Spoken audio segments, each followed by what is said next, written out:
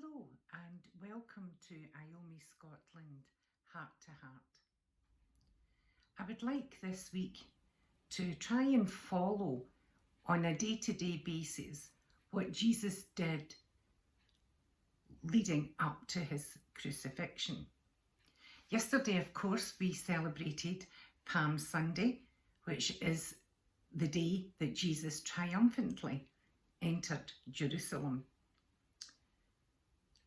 That night, he then spent the night in Bethany with his disciples, and the next morning they returned from Bethany into Jerusalem.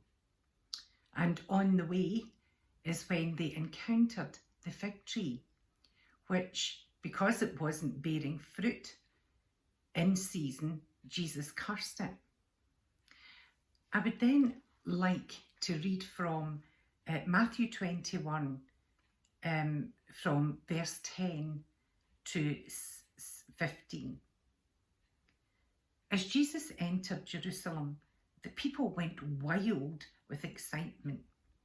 The entire city was thrown into an uproar. Some people asked, "Who is this man?" And the crowds shouted back, "This is Jesus. He is the prophet from Nazareth of Galilee." Upon entering Jerusalem, Jesus then went directly into the temple area, and he drove away all the merchants who were buying and selling their goods.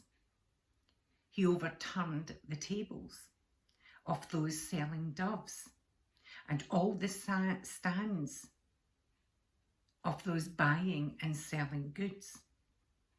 And he said to them, "My dwelling place will be known as a house of prayer, but you have made it into a hangout for thieves." Then the blind and the crippled came into the temple courts, and Jesus healed them all, shouting out blessings and praises to the Son of David. But when the chief priests and religious scholars heard the children shouting and saw all the wonderful miracles of healing, they were furious.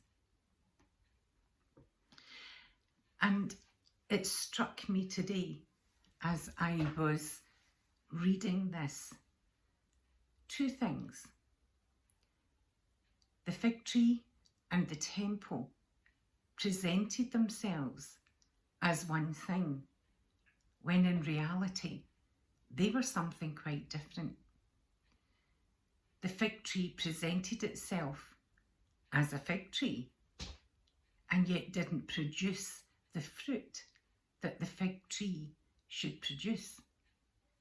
And of course the temple presented itself as God's temple, while at the same time not providing as it should have for the people, but using the temple as a means actually to make money and promote their own agendas. And I wonder if today, at the start of this Holy Week, as we approach the cross, we need to examine ourselves. What do we present to the world?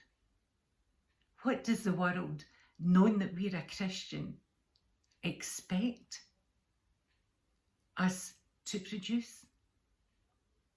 And if we're not, why aren't we? You know, sometimes as Christians, it's good to look good on the outside, and yet our internal,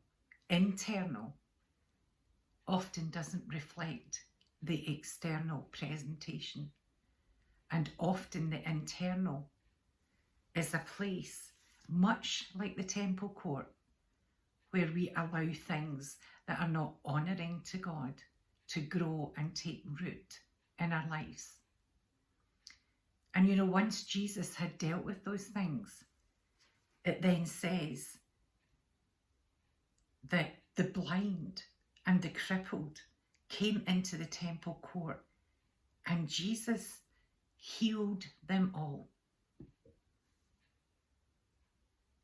And Jesus has given us the command to go and do the same as he did.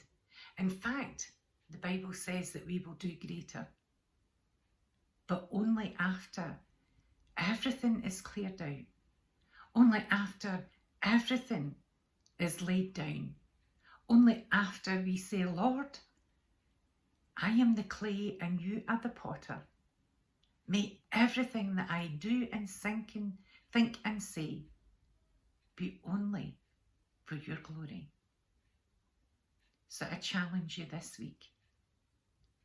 Reflect each day on what Jesus is teaching us so that we might be made into new wineskins, so that we can hold the new wine that is about to be released.